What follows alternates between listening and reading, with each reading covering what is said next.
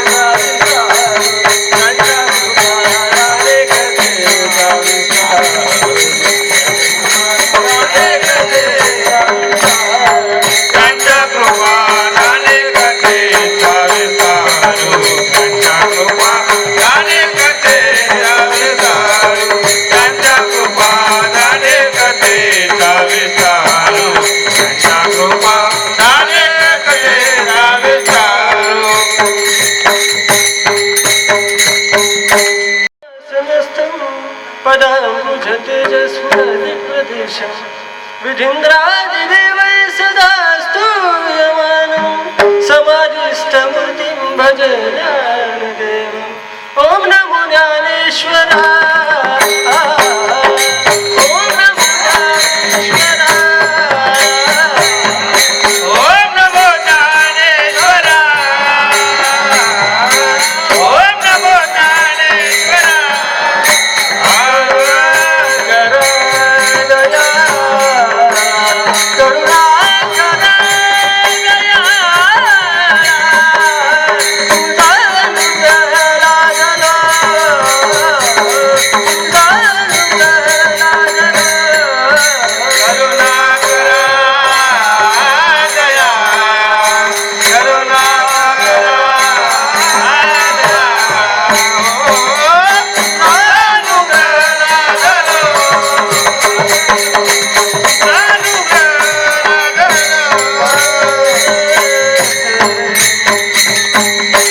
संतांच्या माथा चरणावरी साष्टांग हे करी दंडवत विश्रांती पावलो सांभाळ उतरी वाढले अंतरी प्रेम सुख विठ्ठल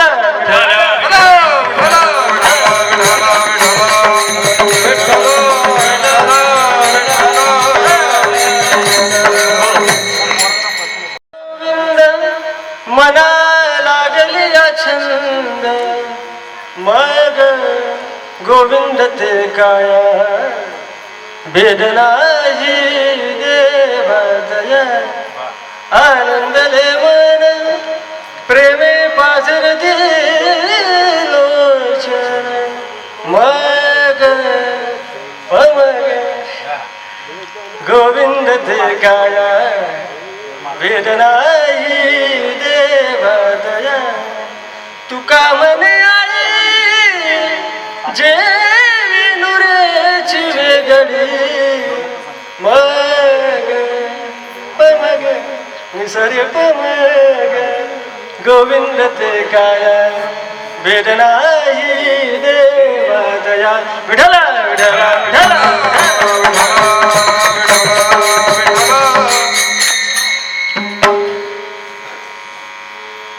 प्रस्तुत प्राप्त प्रसंगी सेवेसाठी निवडलेला अभंग जगत म्हणले जगत मान्य वारकरी संप्रदायाचा कळस असं ज्यांना म्हटलं किंवा तुमच्या माझ्या सगळ्यांच्या इथे असलेल्या कुठे इथे इथे असलेल्या माझ्या तुकोबारायांना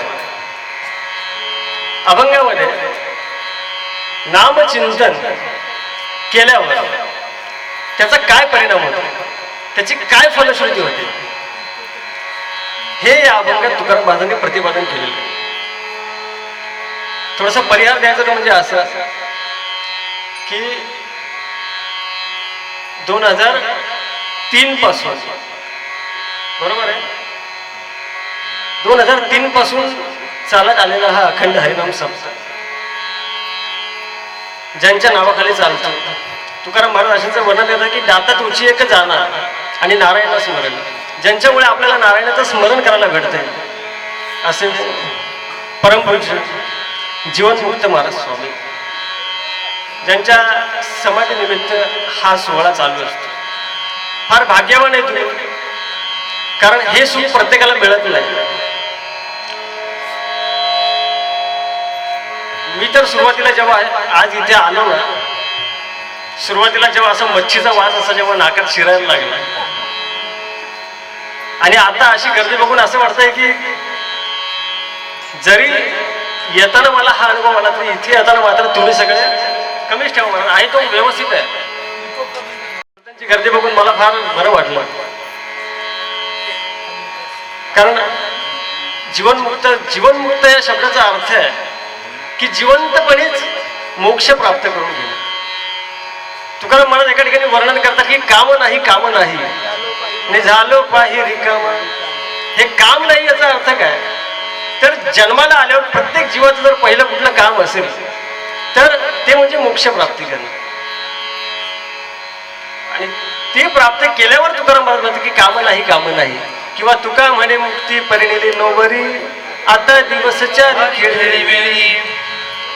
अशी ही जीवनमुक्त अवस्था ज्यांनी प्राप्त केली त्यांच्या स्मृती प्रित्यर्थ आपण इथे आज हा अखंड हरिनाम सप्ताह करतो. आणि त्या सोहळ्यातली प्रथम चिंतनाची सेवा ही माझ्यासारख्या पामराच्या वाट्याला आली, त्यामुळे मी सर्वांचे इथे धन्यवाद व्यक्त करतो. आमचे मनीष दादा असतील किंवा बरेच इथे सेवेकरी आहेत, सगळ्यांची नावं मलाही माहिती नाही आणि सर्वच आहेत, कारण कीर्तन हा नोहे खेळ एकेल्याचा, आणि म्हणून मेळ मिळविला. कीर्तन हा एकट्याचा भाग नाहीये. कीर्तन हा कलियुगातला देवापर्यंत पोहोचण्याचा सर्वात सोपा मार्ग आहे, कारण कलियुगी उद्धार हरच्या नाम किंवा कलियुगा माझी करावे कीर्तन, कारण ही सामूहिक प्रार्थना आहे. भक्ती तर जो तो आपल्या घरीही करू शकतो, त्यासाठी मंदिरात यायची गरज नाही, कारण ही कीर्तन ही सामूहिक प्रार्थना आहे. इथे जेवढं पुण्य कीर्तन करायला आहे तेवढंच पुण्य गायकांना आहे, तेवढंच पुण्य वाजवणाऱ्यांना नाही आहे, नवे तेवढंच पुण्य ऐकणाऱ्यांना आहे. म्हणून कीर्तन ही सामूहिक प्रार्थना आहे. आणि नोहे खेळ ऐकल्याचा म्हणून हा मेळ मिळविला. इतके सुंदर आमचे गायक आमचे नलावडे महाराज, हे आमचे महाराज सर्व आळंदीकर, आमचे साबळे महाराजांचे सगळे सहकारी, तुम्ही सर्व देवासमान असणारे श्रोते, साऊंड सिस्टीम एक नंबर, आमचे पेटी वादक, आमचे वादक तर आमचेच आहे, माझे चिरंजीव आहे, त्यांचा काही धन्यवाद करायची गरज नाही. पण बाकी तुम्हा सर्वांना बघून फार प्रसन्न वाटलं. तर सर्वांचे या ठिकाणी एकदा धन्यवाद व्यक्त करतो आणि सेवेला सुरुवात करतो. विठ्ठल विठ्ठल विठ्ठल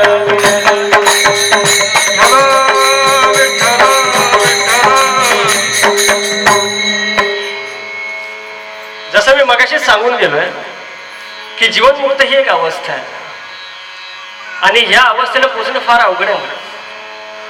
पण आमच्या संतांनी ही साधना फार सोपी करून सांगितली. जीवनमुक्त होणे म्हणजे काय, मोक्ष प्राप्त करणे. बरोबर आहे का? जरा बोलत चला, तुम्ही जागे असल्याचा पुरावा द्या मला. झोपले काय? नका झोपू नका.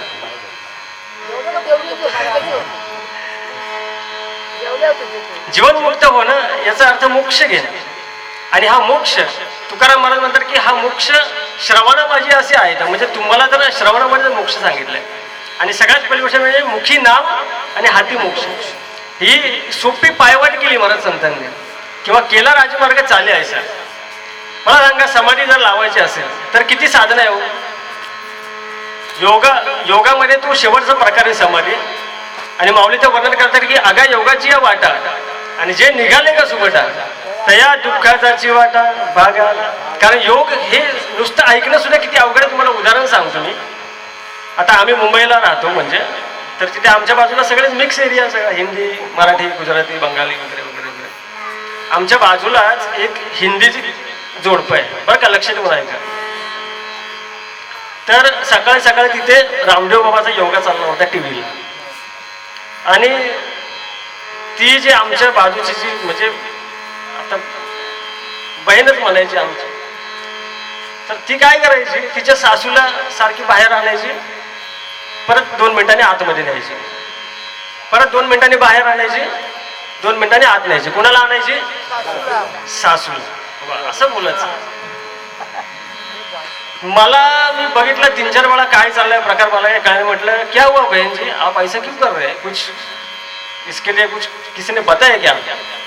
तो नहीं बहुती, वो टीवी पे रामदेव बाबा का योगा चल रहा है और वो कभी से कह रहा है सास को अंदर लो, सास को बाहर लो, सास को अंदर लो, सास को बाहर लो.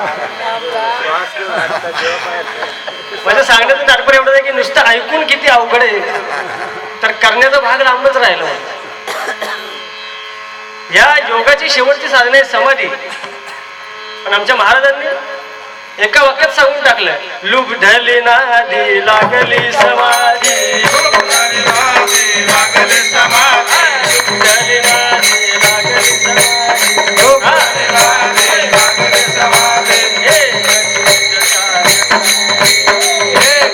समाधी. पंडित ज्ञानी योगी महानुभव, पंडित योगी योगी महानुभव, एकची सिद्ध साधका, एकची सिद्ध साधका रे, नाचत जाऊ त्याच्या गावात घेऊया सुखदेव विसावारे, नाचत जाऊ त्याच्या गावात घेऊया सुखदेव विसावारे, नाचत जाऊ त्याच्या गावात घेऊया सुखदेव विसावारे, नाचत जाऊ त्याच्या गावात घेऊया सुखदेव विसावारे. बघा काय काय सांगितलंय, लुब्धली नादी लागली समाधी, मूढ जन नर नारी लोकारे. कोणाकोणाला समाधी लागली?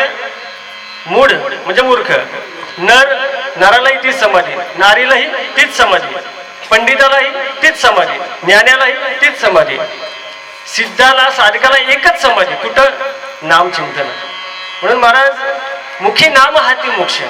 आणि हे पटवून देण्यासाठी आजचा हा जो सेवेला घेतलेला अभंग, महाराज अभंगात म्हणतात की गोविंद गोविंद या नावाचा एकदा काय मनाला छंद लागला की काय होतं, तो नामचिंतन करणारा साधक हा स्वतःच त्या ठिकाणी देव होऊन जातो. देवात आणि त्याच्यात काहीच फरक राहत नाही. मग गोविंद ते काया भेद नाही देवाचा. मग त्याचं लक्षण काय असेल तर आनंदले मन प्रेमे पाझरती लोचन. त्याचं मन हे आनंदित होतं आणि डोळे हे प्रेमाच्या आश्रमाने महाराज वाहू लागतात. आणि हे सर्व कसं होतं ते सांगण्यासाठी तुकाराम महाराज शेवटच्या चरणात एक दृष्टांत देतात. तुकाराम महाराज म्हणतात की तुका म्हणे आळी, एक आळी नावाचा कीटक आहे, त्याला गांधीन माशी असं म्हणतात. कुठे कुठे बऱ्याच ठिकाणी सगळीकडे वेगळं वेगळं नाव आहे, कारण जसा जसा प्रदेश बदलतो तसं नावं बदलतात. बरोबर आहे की नाही? महाराष्ट्राच्या बाहेर गेला की त्याचं नाव वेगळं. इथं सुद्धा किती प्रकार आहेत. बघा आमच्याकडे ते माणसं मेल्यावर जातात, तुमच्याकडे कसं काय?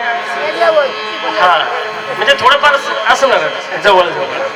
तर तिला गांधीन माशी असं मी नाव वाचलंय. पण तुम्ही कुठलाही फुलपाखरू, सुरवंटाचं फुलपाखरू जे होतं त्या प्रकारातला कोणताही कीटक बघून घ्या, त्याची अवस्था अशी आहे की ती सुरुवातीला एक आळी असते आणि नंतर तिला पंख फुटतात आणि ती उडून जाते. याबाबतची कथा अशी आहे की ती आळी जेव्हा असते तेव्हा ती गांधीन माशी तिला येता जाता दंश करत राहते. घरामध्ये असते आणि येता जाता दंश करत राहते. त्या दंशामुळे काय होतं तर ती आळी त्या दंशाचाच विचार करत असते नेहमी की आता ही येईल मला चालणार, ही येईल मला चालणार, असा ध्यास करता करता ती आळीच त्या ठिकाणी गांधीन होऊन जाते.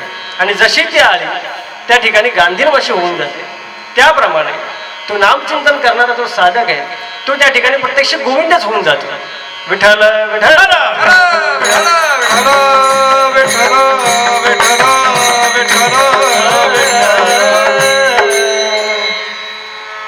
अभंगाचा अर्थ कळालाय सर्वांना? कळालाय का परत सांगू? हो नाही जरा बोला. सोपंच अभंग आहे हो, मला पण जास्त अवघड येते. कारण काय माहिती का, बघा उपनिषदातलं शास्त्रातलं आमच्या संतांनी सोपं करून सांगितलंय. बरोबर आहे का नाही? जे उपनिषदात सांगितलंय मातृदेवो भव पितृदेवो भव, ते आमच्या माऊलीने तुकाराम महाराजांनी अजून सोपं करून सांगितलंय की तुका म्हणे माय बापे अवघी देवाची दिसून, बरोबर आहे. किंवा सकाळ तीर्थाची या धुरे जे का म्हणतात बिचारे, मला सांगायचं आहे की उपनिषदामध्ये जे सांगितलं ते संतांनी अजून सोपं करून सांगितलंय. मग आता ते आम्ही अजून सोपं करून सांगावं का अजून अवघड करून मांडावं तुमच्या पुढे सांगा. तुम्हाला समजेल असंच भाषण बोलणार. मी पण कोणी मोठा वेदांताचार्य वगैरे नाही. गोविंद गोविंद म्हणा लागली हा छंद. अभंगाचा सरळ सरळ अर्थ मी सांगितलाय. माझ्याकडे अवघा 1 तास सुद्धा नाही आहे आणि त्यामुळे जमेल त्या वेळात मी धावतं चिंतन करणार. फक्त तुम्ही लक्ष द्या, लक्ष देऊन ऐका.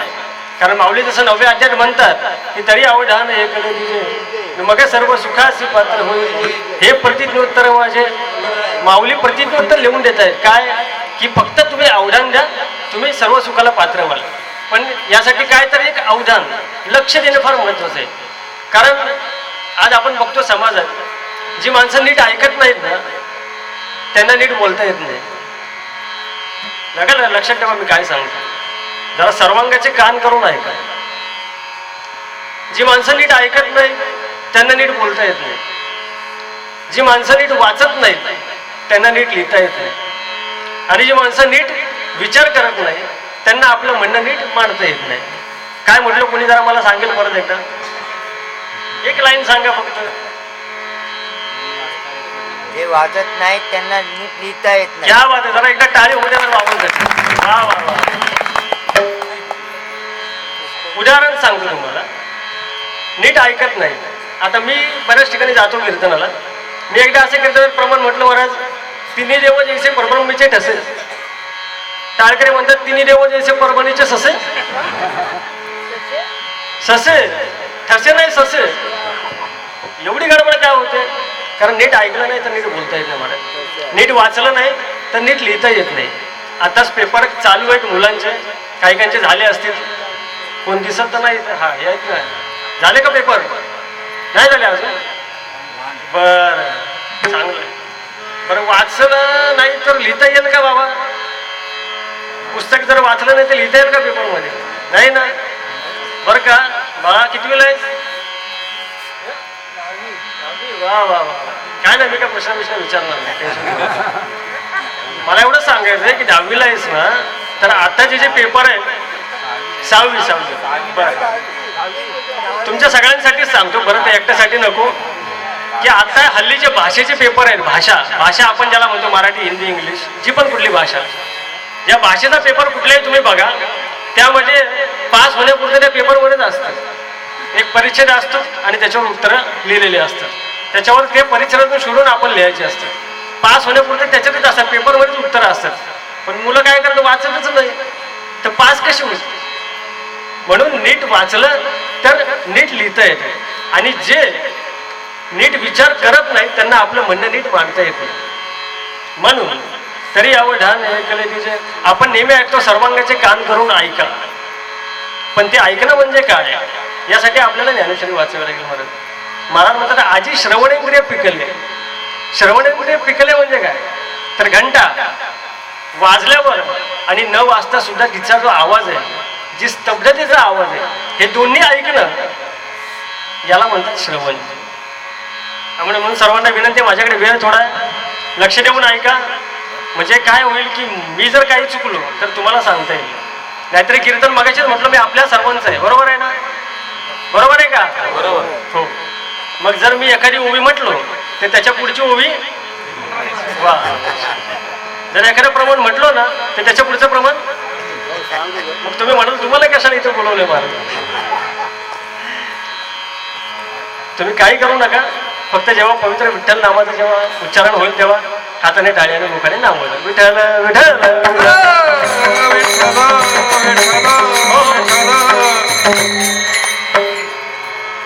महाराजांनी अभंगात छंद हा शब्द वापरलाय.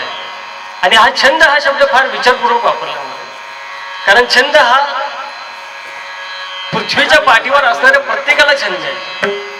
बरोबर आहे की नाही. आज कामावर जर कुठे जायचं म्हटलं तर त्या बायोडेटामध्ये सुद्धा लिहावं लागतं हॉबीज. हॉबीज काय आहे. बरोबर आहे की नाही.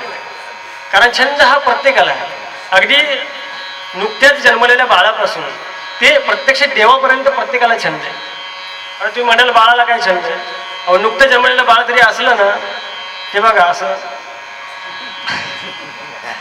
त्याला तो छंद असतो, त्याला कोणी सांगत नाही की मला हे कर म्हणून. जसा त्या बाळाला तो छंद आहे मग देवालाही छंद आहे. ते म्हणाल देवाला काय छंद आहे? काय छंद आहे बरं? अभंग बोलता रंग कीर्तनी भरला प्रेमाचे छंद विठ्ठल नाचू लागला.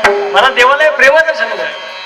किंवा गवळ्यांची ताकपिरे कोण पोरे चांगली आणि एवढा त्यांचा छंद देवा काय सेवा भक्ती दे. मला देवाला कशाचा छंद आहे? आपल्या भक्ताचा छंद आहे, त्यांच्या प्रेमाचा छंद आहे. बरोबर आहे. छंद म्हणजे काय कोणी सांगेल? अजून समानार्थी शब्द? वा, आवड हा शब्द योग्य आहे. छंद म्हणजे आवड की जे आपल्याला कोणी करायला सांगत नाही, ते ऑटोमॅटिकली होत असतं. बरोबर आहे. छंद म्हणजे आवड. हो तरी म्हणा, नाही तर नाही तरी म्हणा, मला विषय तरी चालू रिप्लाय तरी द्या कमीत कमी, बाकी काय नका.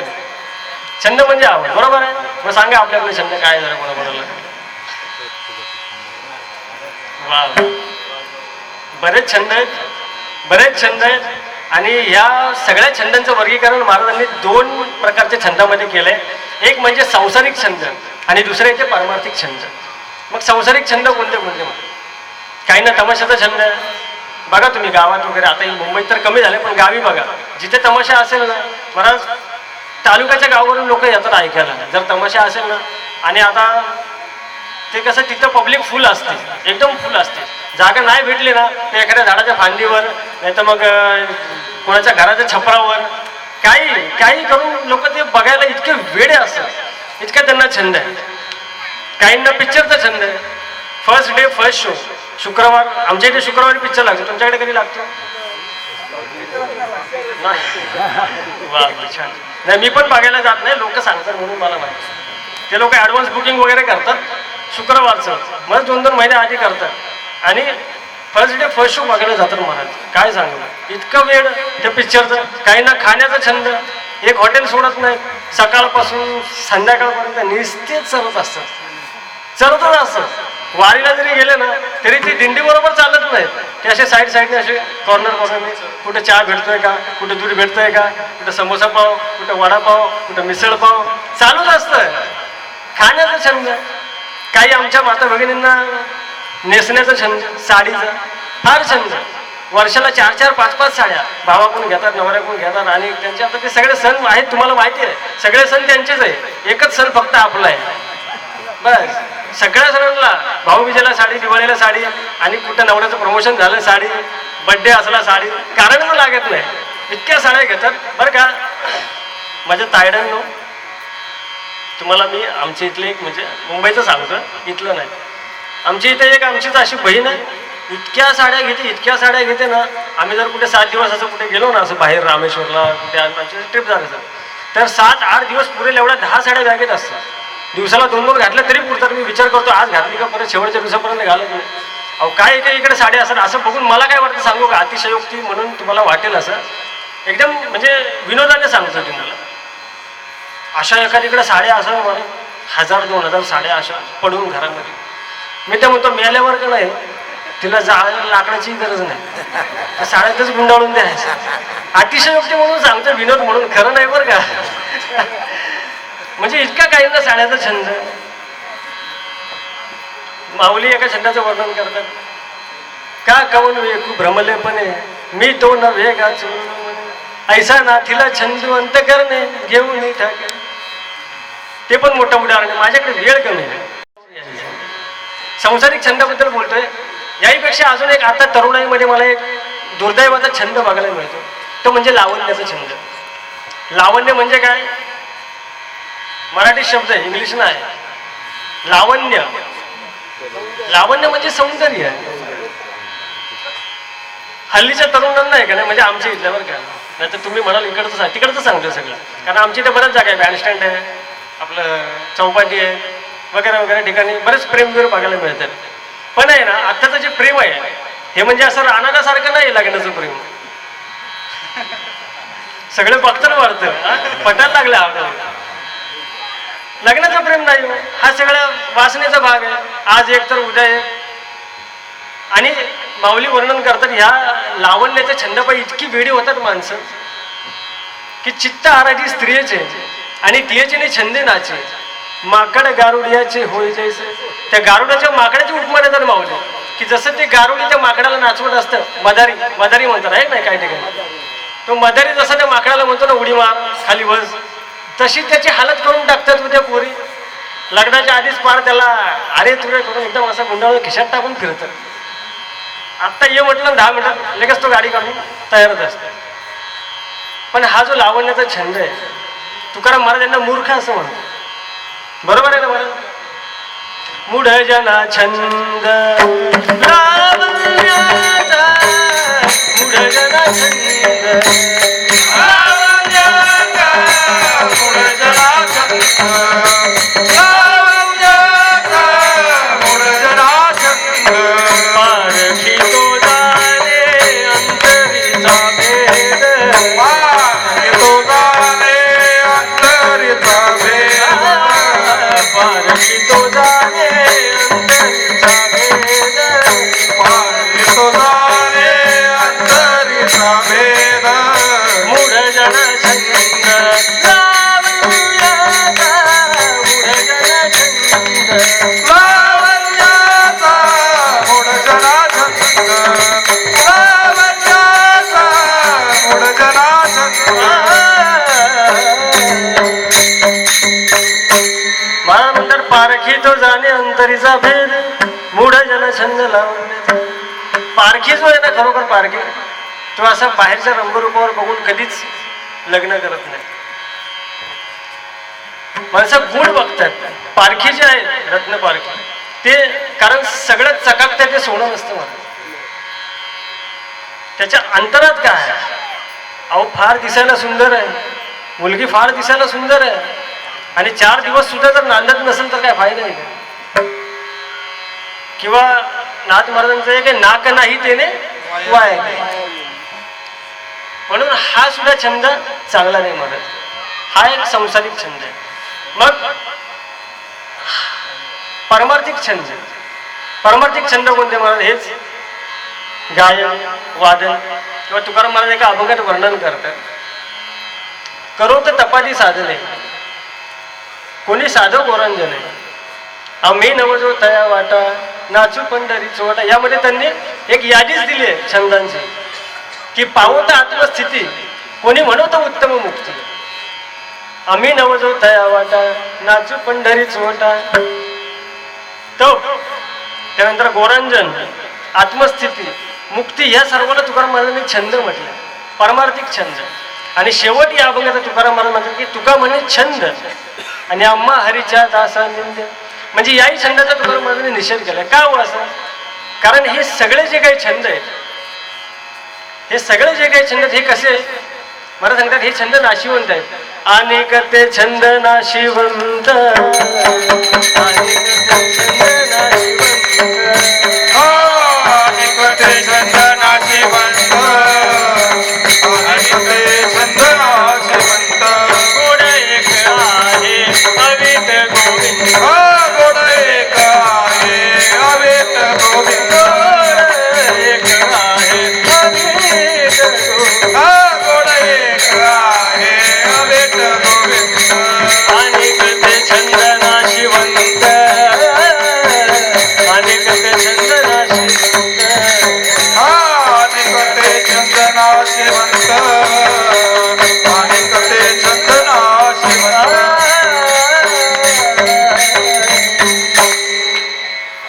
गोड एक आहे अविट गोविंद, अनेक ते छंद नाशिवंत. हे सगळे छंद नाशिवंत आहे.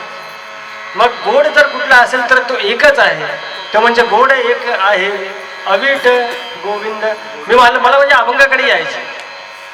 हा गोविंद नावाचा एकच असा छंद आहे की जो गोड आहे आणि अविट आहे, जो ज्याचा सेवनाचा कधी कंटाळा येत नाही, इतका हा अविट आहे.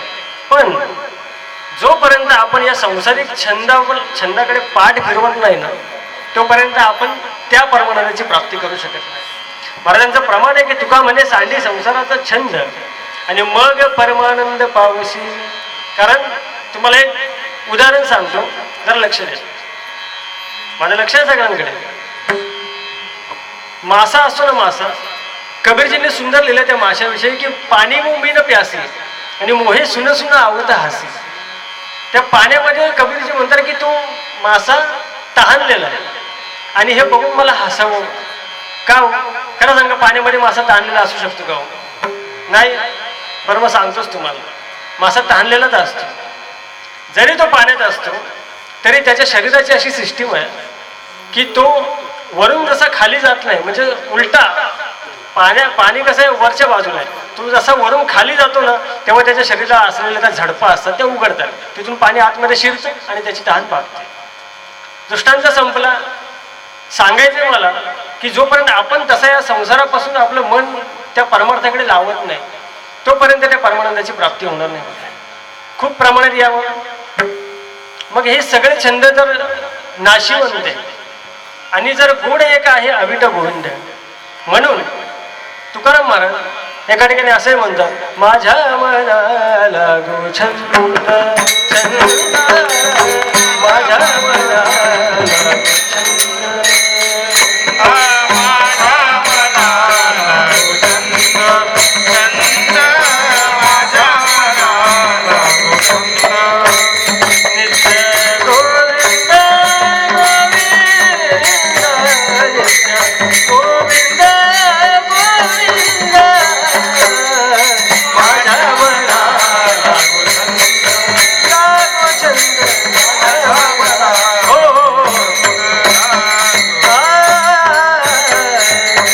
माझ्या मनाला लागू छंद नित्य गोविंद गोविंद.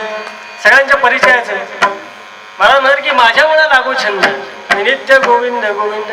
आणि हाच छंद जर आपल्या मनाला लागला तर मात्र मुखी नाम हाती मोक्षी याची प्रचिती आल्याशिवाय राहणार नाही.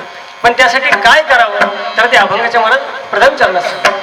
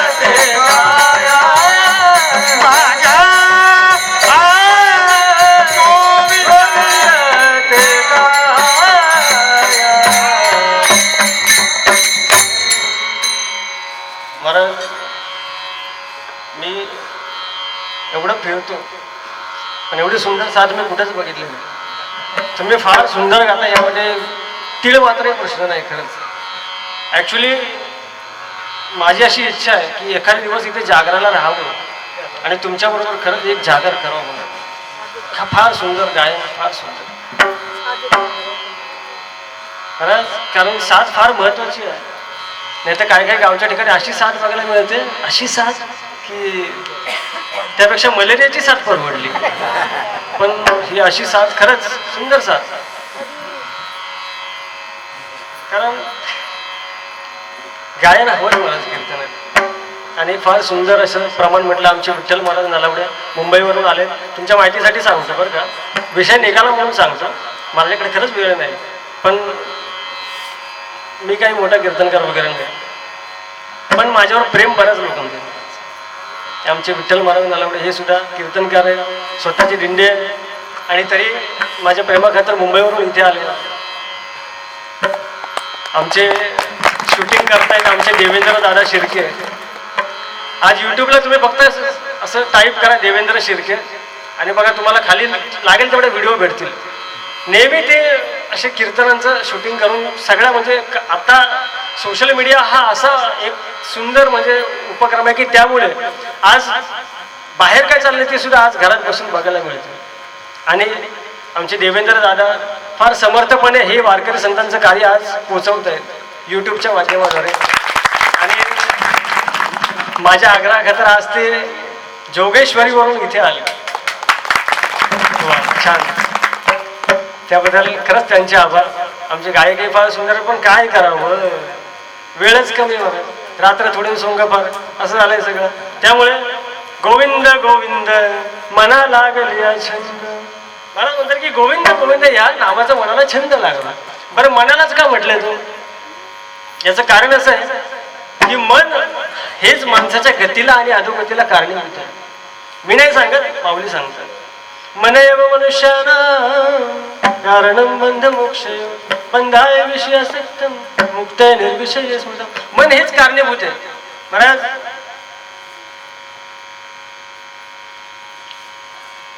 एक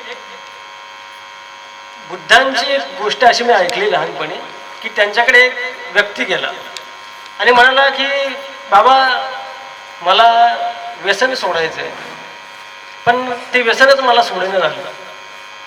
ऐकली आहे का तुम्ही कोणी ही गोष्ट? बुद्धांनी त्याला काय उत्तर दिलं माहिती आहे?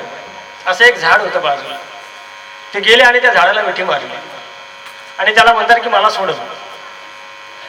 आता तो मनुष्य लागला हसायला. तो म्हणता तुम्हीच पकडलंय आणि तुम्हीच म्हणताय मला सोडा, तुम्ही हात सोडा, तुम्ही मोकळेच आहे.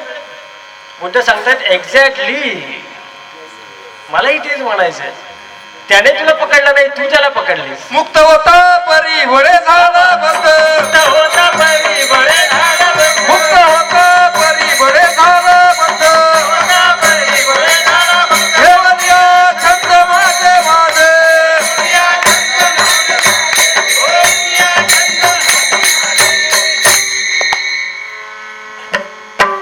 फार सुंदर प्रमाण दिलं महाराजांनी की मुक्त होता परी बळे झाला बद्ध आणि घेऊन या छंद माझे. महाराज स्वामींचे जर आपण आरत्या किंवा पुस्तक वाचलं असेल त्यामध्ये स्वामींनी एक सुंदर असं उदाहरण दिलंय पोपटाचं. ते म्हणजे की पोपट असतो, पोपट पकडणाऱ्यांची एक खास पद्धत आहे. ते काय करतात, एक नळी वाढलेली असते, ती फिरती नळी असते. एकदा का पोपट त्या नळीवर बसला की त्याच्या वजनाने ती नळी फिरते आणि त्याचं तोंड खाली येते. बरोबर आहे ना? का शुकाजीने अंगभर किंवा विसरवणी जाय पक्ष रुंदी, त्याची सुरुवात काय? त्या नळीला पकडून असतो आणि त्याला असं वाटतं की आपण पडतोय, आपण हात सोडले तर आपण पडू. बरोबर आहे? पण हा त्याला पंख आहे तो विसरून जातो की पंख कशाला दिले. तसं किंवा माकड पकडणारे सुद्धा त्या मडक्यामध्ये चणे घालून ठेवतात आणि त्यामध्ये एकच हात जाईल एवढी जागा असते. माकड काय करतं, दोन्ही हात घालतं त्याच्यामध्ये आणि मुठी भरून जसं काढायला जातं त्याचा हात निघत नाही. मग तो ओरडत बसतो. तो शिकारी येतो, त्याला धरून घेऊन जातो. मला तर सांगा कुणी कुणाला पकडले? तसंच आपलं झालं, आपण पकडलंय. म्हणून हे मन माऊली म्हणतात की मन एव मनुष्याला कारण बंध मोक्ष. ह्या बंधाला आणि मोक्षाला आपलं मनच कारणीभूत आहे. आणि एक सांगू, मन हे एकमेव भांडवल आहे आपल्याकडे देवाला देण्यासाठी. देवाला काय आपण देऊ शकतो? हा 10,000चा हार आता हल्ली ते पण देत नाही देवाला. बघा सत्यनारायणाची पूजा, खिडक्या सुपाऱ्या सगळं मटेरियल असं सुसू असतं आणि मागण्या भरमसाठ. ऐका ब्राह्मणाचं ते म्हणतात ममा आत्मदा वगैरे पूर्ण ऐका. खर्च एवढासा आणि मागण्या हे एवढ्या. सांगण्याचं तात्पर्य की आपण देवाला काय देणार. महाराजांचा एक अभंग आहे की कासयाची पूजा करू केशी राजा, हाची संधी आहे माझ्याकडे. याच्यामध्ये पूर्ण लिस्टच दिली आहे की वाहू दक्षिणा तरी राहतो नारायण, फल आता तुझं तांबू लक्षात आहे. काय द्यावं? पाणी पण तुझंच, फुलही तुझंच, फळही तुझंच, तुला काय अर्पण करावं? शेवटी तुकाराम महाराज म्हणतात की हा देण्यासारखं जर असेल तर आपल्याकडे मन आहे.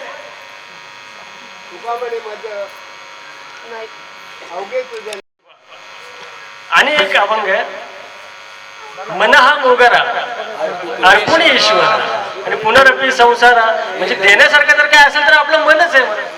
एक मन तुझ्या अवघ्या भांडवला आणि वाटेत जाते तुला येईल कैसे. मग एकच जर मन आहे आपल्याला, म्हणजे आपण संसार ठेवायचं का परमार्थ.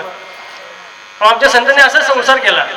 देहाने भले ते संसारात असायचे, पण मनाने मात्र, मनाने कुठे असायचे, मनाने महाराज छंद लागलेला असो, छंद भगवंताचा.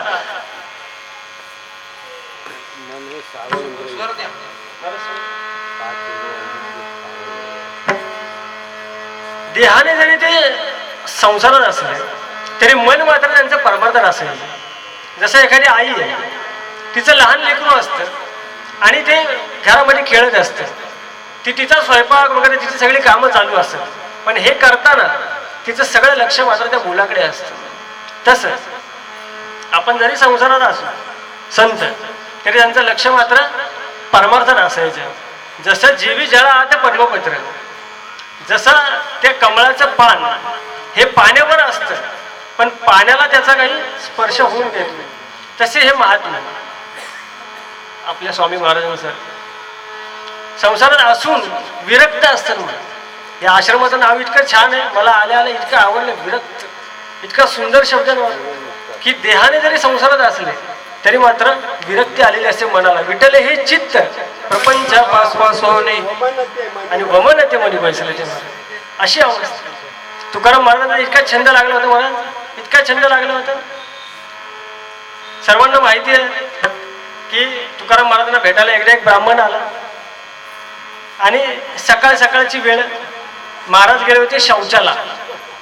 कुठे गेले होते? शौचाला. आणि तिथून येताना ब्राह्मण तिथेच वाट बघत बसला होता महाराजांची येण्याची. बरं, महाराज तिथून आले, ते नामचिंतन करत करतच आले. ब्राह्मणाने बघितलं, महाराजांना येऊन दिलं. म्हणले, महाराज देहूचे सुप्रसिद्ध संत, वैराग्याची मूर्ती, वारकरी संप्रदायाचा कळस, जगद्गुरु, जगद्वंद्य, जगन्मान्य, अहो इतके पडले महाराज तुम्हाला, आणि तुम्ही नामचिंतन कधी करताय महाराज? ही वेळ आहे का नामचिंतन करायची? हा, अशा अपवित्र जागी तुम्ही नामस्मरण करता. महाराज म्हटले, बरोबर आहे, तुम्ही बोलता ते बरोबर आहे, पण मी काय करावं? अहो माझ्या वाचेला, माझी वाचा इतकी अनावर झाली आहे, या नामात इतका छंद झाला की माझी वाचा ही अनावर झाली. माझी मज झाली अनावर वाचा. सर्वांना प्रमाण माहिती आहे. हा, आता हे आमचे टाळकरी, हे टाळ कोणासाठी वाजवतात? तुमच्यासाठी का? हा, मग माझ्यासाठी, मग या मंडळासाठी. अहो हा छंद, हे गात आहेत माझ्यासाठी, पाकिटासाठी. मग अहो छंद आहे, हे गायन आहे ना, हे असं बिना छंदाच्याला येणार नाही. तुम्हाला सांगतो, पैसा असेल ना तुमच्याकडे, पैसा, तुम्ही पेटी विकत घेऊ शकाल. या अशी 15,000-20,000 25,000 जेवढी तुम्हाला महागात भेटेल तेवढी चांगली पेटी तुम्ही घेऊ शकता. शिकवणारा जो गुरु आहे ना, तो तुमच्या असं घरापर्यंत येईल शिकवायला. बरोबर आहे ना महाराज? घरापर्यंत येतील शिकवायला, तुम्ही जेवढे पैसे मोजाल तेवढं. पण एवढं करून पण तुम्हाला ती कला साध्य होईलच असं नाही, कारण पैशाने कला नाही विकत घेते. ते वेड रक्तातच असावं लागतं. कबुतराला गरुडाचे पंख लावता येतीलही, पण गगन भरायचा वेड हे रक्तात असावं लागतं. तसा हा छंद आहे मला. आज आता हा जो आहे ना, प्रथमेश नाव आहे त्याचं, त्याला मी लाडाने हरी म्हणतो. याला मी म्हटलो नाही शिक म्हणून, 6वीला आता 4थी पासून शिकतोय, पण मी त्याला कधीच म्हटलं नाही शिक. त्याला स्वतःला तेवढा छंद आहे ना, त्याच्या आजीच्या मागे लागून लागून मंदिरात जातो आणि माझ्या मागे लागून लागून शिकला. मलाच वेळ नसतो पहिली गोष्ट कुणाला शिकवायला, मीच अजून शिकतोय. आता हे जे छंद आहे ना, आता हे आमचे महाराज, महाराज नाव काय तुमचं? प्रकाश महाराज. सुंदर असा पखवाज वाजवला. मला एक विचारायचं प्रकाश महाराज, का तुम्ही जे 2 तास इथे असता तेवढाच वेळ पखवाज वाजवता का? अहो ते वेळ इतका आहे ना की माणूस घरी असला तर डब्यावर, ट्रेनमध्ये असेल तर त्या सीटवर, काय नाही भेटलं तर कशावरही, मांड्यावरही चालू असतं, कारण ते छंद आहे. हे जे उड्या मारतात, नाचतात, आता मला सांगा, हे जे उड्या मारतात आणि नाचतात, तुम्ही बऱ्याच कीर्तनात बघत असाल, बरोबर आहे की? हेच जर घरी जर उड्या अशा मारल्या घरी बायको समोर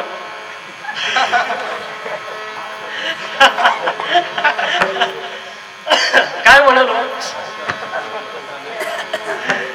कारण हे वेळ आहे, इथे सांगावं लागत नाही की उड्या मारा. अहो महाराज म्हणतात गायनाचे उडे आपुलिया छंदे हे मनाच्या आनंदे आवडी. महाराज म्हणतात की मनाच्या आनंदे आम्ही गातो नाचतो, मी गातो नाचतो आनंदे गातो नाचतो. ही इतकं नामचिंतनाचा या छंद लागायला पाहिजे मला मनाला, या मनाला हा छंद इतका लागायला पाहिजे. आणि महाराजांनी इथे गोविंद गोविंद हा शब्द 2 वेळा वापरले. मी थोडक्यात सांगून जातो का वापरला. कारण व्याकरणामध्ये ह्याला विप्सा पद्धती असं म्हणतात. विप्सा पद्धती ज्या वेळेला 2 वेळा शब्द वापरला जातो त्याला 4 प्रकारची कारणं सांगितली. एक म्हणजे आदरार्थी, दुसरं येते निश्चयार्थी, तिसरं येते पूर्णार्थी आणि चौथं येते द्विअर्थी म्हणजे 2 अर्थ. पूर्णार्थी म्हणजे काय, तर पूर्णत्व येण्यासाठी. जसं माळी म्हणतो की राजासाहेब बागेतलं मी फुल आणि फुल तोडून आणलंय, बरोबर आहे, याचा अर्थ पूर्णत्व. तसं पूर्णार्थी तुकाराम म्हणाले की नाम हे पूर्णत्व आहे. त्यानंतर आदरार्थी, जसं आपल्या घरी एखादा जवळचा पाहुणा आला की आपण त्याला काय म्हणतो, या या बसा बसा, बरोबर आहे की नाही, आदरार्थी. तसं नाम हे आदरार्थी म्हणून 2 वेळा गोविंद गोविंद. त्यानंतर तिसरा प्रकार सांगितला की निश्चयार्थ, म्हणजे नाम हेच गगनाहुनी वाढ नाम आहे. नाम आधी आहे आणि अंती आहे. सृष्टीच्या आधी सुद्धा नाम आहे आणि सृष्टीच्या शेवटी सुद्धा नाम आहे. आणि द्विअर्थी, द्विअर्थी म्हणजे 2 अर्थाने. अजून एक श्लेष अलंकार म्हणून महाराज व्याकरण एक सुंदर उदाहरण आहे. कनका आणि कांता द्वयकातराया केल्या विधीने नरकातराया, जो सापडे ना नरकातराया तो योग्य जाना नरकातराया. 4 वेळा हा शब्द आला महाराज, नरकातराया नरकातराया. पण याचा अर्थ कसा वेगवेगळा बघा. महाराज म्हणतात की कनक आणि कांता द्वयकातराया म्हणजे या 2 कात्रे आहेत. या केल्या विधीने नर कातराया म्हणजे नराला कातरण्यासाठी या विधीने केलं. आणि जो सापडे ना नर कातराया म्हणजे जो सापडत नाही नर कातरायला आणि तोची योग्य जाणा नरका तराया. श्लेष अलंकार. अजून एक नल दमयंतीचं एक आख्यान आहे बरं का. नल दमयंती माहिती आहे तुम्हाला, ऐकलंय ना. नल दमयंतीमध्ये अशी कथा आहे की ज्या वेळेला दमयंतीला नलाचा वियोग झालेला असतो, दमयंतीची तब्येत अशी एकदम उतरलेली असते, तब्येत अशी खालवलेली असते. मग तिची मैत्रीण तिला म्हणते ये क्या हालत मला रखी है, अरे कुछ लेते क्यों नहीं. ती म्हणते काही औषध आणू का, तुला सारिडोन आणू का, तुला ॲनसिन आणू का, क्रोसिन आणू का. ती म्हणते औषधे न लगे मजला आणि औषधे न लगे मजला. या 2 वाक्यांचा अर्थ असा आहे की पहिल्यांदा ती म्हणते की औषध न लगे मजला म्हणजे औषध मला नकोय, आणि दुसऱ्या वाक्यात म्हणते की औषध नल गे मजला म्हणजे माझ्या रोगावर एकच औषध आहे ते म्हणजे नल. जसा हा तिथे 2 अर्थाने शब्द वापरलाय तसं महाराजांनी इथे गोविंद हा शब्द 2 अर्थी वापरला. 2 अर्थी का, तर महाराजांचा एक अभंग आरंभी आवडी आदरे आले नाम म्हणजे आवडीने आणि आदराने. कारण आदर आणि आवड ह्या 2 वेगवेगळ्या गोष्टी आहेत. एखादा मनुष्य आईला पण साडी घेतो आणि पत्नीला पण साडी घेतो, पण दोन्ही कारणं वेगवेगळी आहेत. आईला घेतोय ती आदराने आणि पत्नीला घेतोय ती कोण म्हणलं कर्तव्याने, आवडीनेच घेतात हो सगळे. तसं महाराज नाम हे आदराने आणि आवडीने अशा 2 अर्थासाठी महाराजांनी इथे वापरले. हे गोविंद गोविंद आणि मना लागलिया छंद. एकदा का हा मनाला छंद लागला की मग त्या नामचिंतन करणाऱ्या साधकाची काय अवस्था होते हे महाराज अभंगाच्या मग गोविंद ते काया, मग गोविंद ते काया,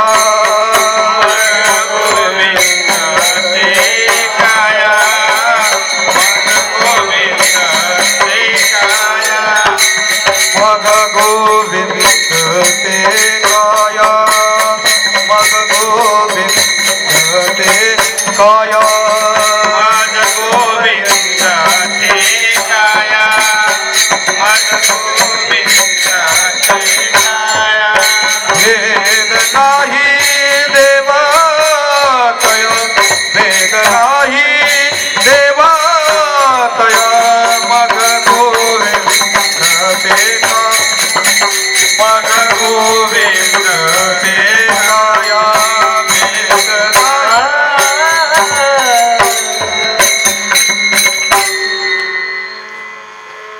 मला 10 वाजले करता करता सांगता सांगता 10 मिनिटं राहिले. मी मुंबईकर आहे, पक्का मुंबईकर आहे. वेळेची मला कदर आहे. वेळेचं मी व्याख्यानात सांगत असतो वेळेचं महत्त्व, एका मिनिटाचं महत्त्व, एका दिवसाचं, एका हप्त्याचं, एका वर्षाचं. कारण मुंबईकर आहे, आमचं काट्यावरच जीवन आहे. अजिबात तुम्हाला लेट होऊन देणार नाही. वा वा क्या बात आहे. 15 मिनिटाची सबसिडी. धन्यवाद महाराज. मग गोविंद ते काय भेद नाही देवा द्या. महाराज म्हणतात की हा जो नामचिंतन करणारा जो साधक आहे याची अवस्था कशी होते तर त्याच्यात आणि देवात काही फरक राहत नाही. महाराज तुम्ही म्हणाल की एवढं म्हणजे ही चौथी मुक्ती आहे, सायुज्यता मुक्ती, की देवच होऊन जाणं. जसं महाराज आपण मुळातच देव आहे. तुकाराम महाराज म्हणतात की देवाची बरे देवाची बरे तुकामध्ये खरे तुम्ही, किंवा ममेवांशो जीवलोक जीवभूत सनातन. वा वा. महाराज म्हणाले की आपण सगळे देवाचा अंश आहे. सर्व घटी राम देहादेही एक. मग फक्त आपल्यामध्ये हे जे अज्ञान आहे की हा जो देह म्हणून अहंकार आहे की मी देह आहे, हे एकदा सरे देह नव्हे मी हे सरे की मग उरला उरे विठ्ठल. आणि हे आपल्याला संत दाखवलं म्हणून ही मी वासुदेव तत्वत आहे. वा, जरा बाबांसाठी टाळी मध्ये क्या कळव येईल विचारित आणि आहे ठाऊक सौभाग्य संत. संतांशिवाय हे आपल्याला कोणी सांगत नाही. आणि ही संतांनी मी मगाशी सांगितलं की संतांनी आपल्याला ही पायवाट दाखवली. इतकी सोपी पायवाट आहे की मुखी नाम हा ते मोक्ष. आणि मनाचं असं मन हे इतकं चंचल आहे. वर्णन केलेले बहुचंचल चपळ आहे आणि जाता येता न लगे वेळ. इतकं चंचल आहे की निळोबार आहे म्हणतात की न पुरती भ्रमणा 10 दिशा. म्हणजे 10 दिशा सुद्धा फिरायला त्याला कमी आहे. किंवा एक सुभाषितकार सांगतो मनो मधु करो मेघो मानिनी मधुरो मरत मा मना मरकटो मत्सो मकारा जसे चंचला. 10 चंचलांची नावं सांगितली याच्यामध्ये. कोण? मन, मधुकर, मेघ. मधुकर मनाचा याच्यात पहिला नंबर लावलाय मनाचा. मी तुम्हाला पहिले बाकीचे चंचल सांगतो, मग तुम्ही विचार करा की मनाला पहिला नंबर का दिला असेल. मनाच्या नंतर नंबर आहे मधुकराचा. मधुकर म्हणजे भुंगा, किती चंचल आहे सर्वांना माहिती. त्यानंतर आहे मेघ. मेघ म्हणजे पाऊस, किती चंचल आहे सांगू का? नको, वेळ होईल. अहो आता इथेच बघा तुम्ही, मंडपात असताना पाऊस नसणार आणि इथून निघाला की पाऊस चालू. गावाकडे पण असं घरी पाऊस नसतो म्हणून लोक छत्री घेत नाहीत आणि बाहेर पाऊल टाकतात, नाही तर 2 मिनिटात पाऊस चालू होतो. इतका पाऊस चंचल. त्यानंतर तिसरा नंबर आहे मानिनी. मानिनी म्हणजे स्त्री. स्त्री ही चंचल आहे. बऱ्याच अर्थाने सांगू शकतो, पण एक साधा आणि सोपा सगळ्यांच्या ऐकण्यातला मी अर्थ सांगतो की स्त्री ही कशी चंचल. आजकाल मी मुंबईचं सांगतो की आमच्या इथले जे पुरुष आहेत ना ते लेट उठतात आणि ज्या आमच्या बहिणी आहेत त्या सगळ्यांच्या आधी उठतात. इथं कसं काय, कोण आधी उठतं? बरं जाऊ द्या, नको माणसं नकोच, झाकली मुलं आपली. सगळीकडे तेच आहे. अहो घरोघरी HP चे गॅस नाही हो, मातीच्या चुली. विसरले काय चुली? HP चे गॅस काय?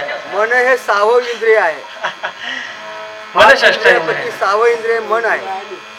तर विषय माझा आहे की मानिनी स्त्री ही किती चंचल आहे. ती सर्वात आधी उठते, डबा करते आणि ते लहान मुलगा असं त्याला शाळेत घालायचं असतात. मग त्याला 2-3 ठिकाणी बांधा बांधली, त्याची गळ्याला बांधते, पोटाला बांधते, पायाला बांधते, 3 ठिकाणी बांधते. त्याला शाळेत सोडून येते, तेव्हा महाशय झोपलेले असतात. मग आल्यावर उठवते. तिथून पुढे मग त्यांचा डबा, त्यांचं आवरून. ते पण कधी हाताने करत नाही बरं का, ब्रश पण हाताने घेत नाहीत, सगळं हातात द्यावं लागतं. आमच्या इकडचं सांगतं, सगळं हातात द्यावं लागतं. तरी ती बिचारी आमची माता भगिनी इतकं काम करते दिवसभर, रात्री पडेपर्यंत तिला आराम नसतो, इतकी चंचल आहे.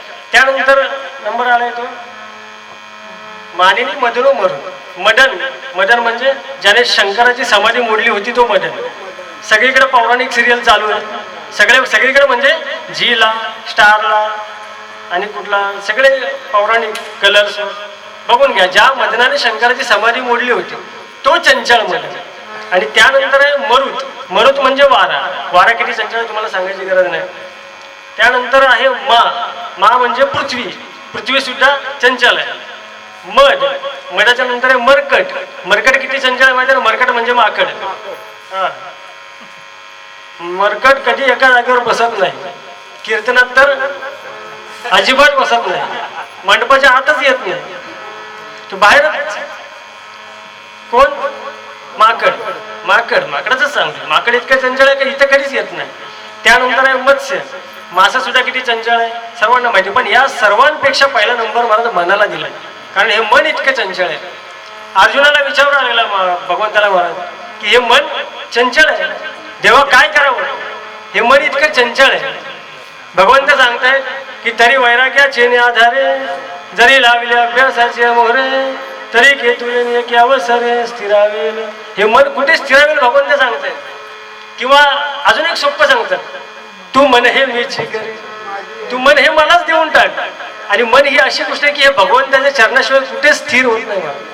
आता कुठे धावे मन आणि तुमचे चरण देखले, हे मन इथं स्थिर होतं. म्हणून महाराज म्हणतात की हा छंद मनाला इतका लागावा, किती लागावा, जसा तुकाराम महाराजांना लागला होता. गायनाचे पुढे आपुल्या छंद किंवा शिंक जांभई खोकला आणि एवढा काळ वाया गेला. नारद महर्षी वर्णन करतात की विस्मरण हे परम व्याकुल होता. त्या भगवंताचं विस्मरण झालं ना तर इतकी व्याकुळ अवस्था भक्ताच्या अंतरात निर्माण होते. आणि इतकी अवस्था, ही अवस्था एकदा का प्राप्त झाली का देव नाही दुरी त्याला, शुद्ध ज्याचा भाव झाला आणि दुरी नाही देव त्याला. एकदा का हा भाव झाला माणूस, इतकी व्याकुळता मला झाली की तो देवच आहे मला. येतो बैसलिया ठाया आसने व्यापी देवराया आणि निर्मळ ते काया अधिष्ठान जयाचे. त्या भगवंताचं जे अधिष्ठान आहे ती काया आधी निर्मळ झाली, ते चित्त निर्मळ झालं. किंवा येऊनी गोपाळ राहे ते गोपाळ राहे ते गोपाळ राहे ते का म्हणे चित्त करावे निर्मळ येऊनी गोपाळ राहे ते. हे एकदा चित्त शुद्ध झालं की मग त्याची काय अवस्था होते तर मग गोविंद ते काया भेद नाही देवतया. ही इतकी पावर, इतकी ताकद ही एका नावात कशी आहे तुम्हाला मी थोडक्यात सांगतो. की काही माऊलींनी वर्णन केले पहिल्या अध्यायात की वस्तू सामर्थ्य शक्ती, लोहाचे कणक होय आणि हे सामर्थ्य परिसीचं आहे का मृत ही जीवितला आहे अमृत सिद्धी. जसं लोहाचं म्हणजे लोखंडाचं सोनं करणार ही ताकद जर कशामध्ये असेल तर ती परिसामध्ये, किंवा मेलेल्या माणसाला जिवंत करण्याची ताकद कुणाकडे असेल तर ती अमृतामध्ये. किंवा त्याच्या पुढे अजून एक उभे टाकतात सरस्वती तरी मुकया ही अति भारती का प्रगटे सिद्ध सरस्वती आणि तरी मुकया ही अति भारती. म्हणजे सरस्वती जर प्रगट झाली तर मुका सुद्धा बोलेल यात नवल काय. म्हणून महाराज म्हणतात येथे वस्तू सामर्थ्य शक्ती नवल काय. ही त्या वस्तूची सामर्थ्य शक्ती. नाम घेतलं की पाप जातात, नाम घेतलं की पुण्य येतात. खूप प्रमाणात आता सांगायला गेलं तर अजून एक तास कीर्तन होईल. हरिपाठ पूर्ण बघून घ्या माऊलींचं. इतकं या नामात शक्ती. महाराज गगनवणी वाडा नाम आहे, सकाळ मंगळ निधी सत्य साच खरे, भरपूर प्रमाण आहे. मग हे या नामाची ही सामर्थ्य शक्ती आहे महाराज. कारण देवापेक्षा देवाचं नाम श्रेष्ठ आहे. हनुमंतरायाचं उदाहरण सर्वांना माहिती आहे.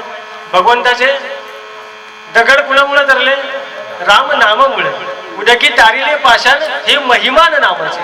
आणि म्हणून या नामाचा इतका महिमा आहे की हा नाम चिंतन करणारा जो साधक आहे तो प्रत्यक्ष देवच होऊन जातो.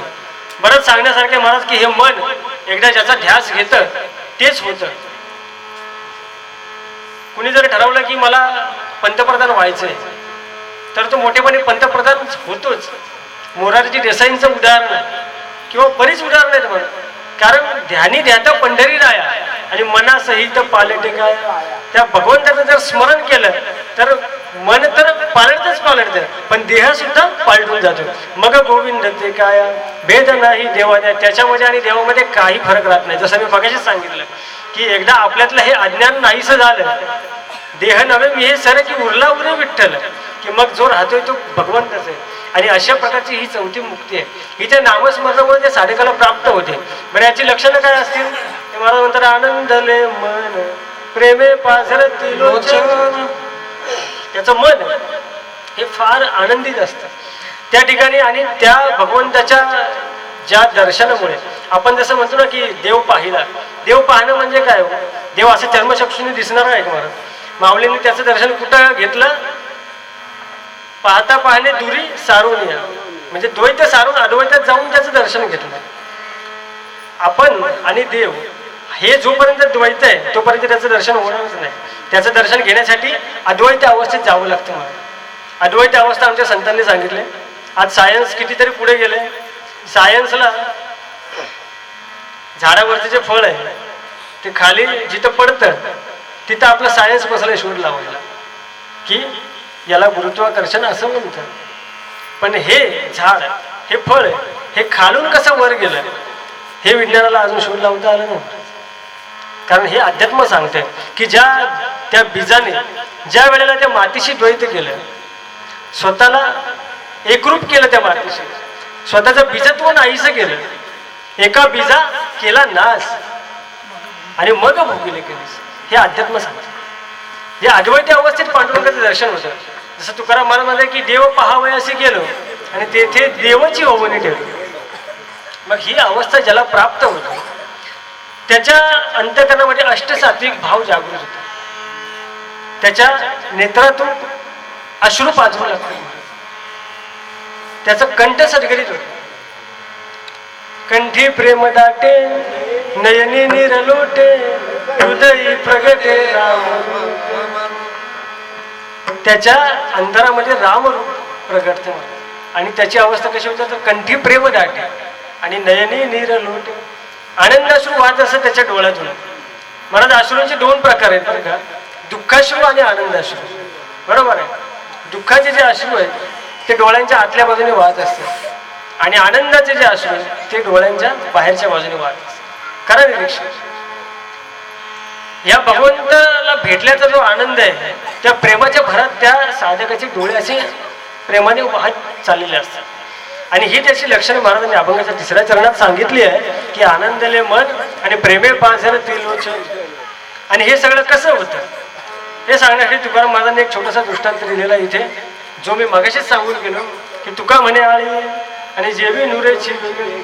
ती आळी जशी त्या ठिकाणी वेगळी राहत नाही त्याप्रमाणे हा नामचिंतन करणारा हा जो साधक आहे हा त्या भगवंतापेक्षा वेगळा राहत नाही.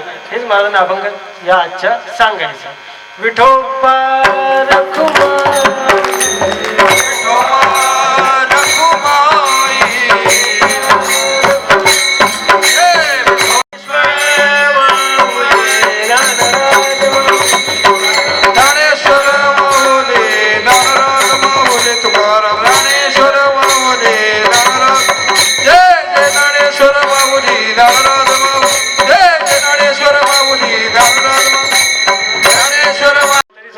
बरं हे काय बोला ना त्याला काय वाजवलं.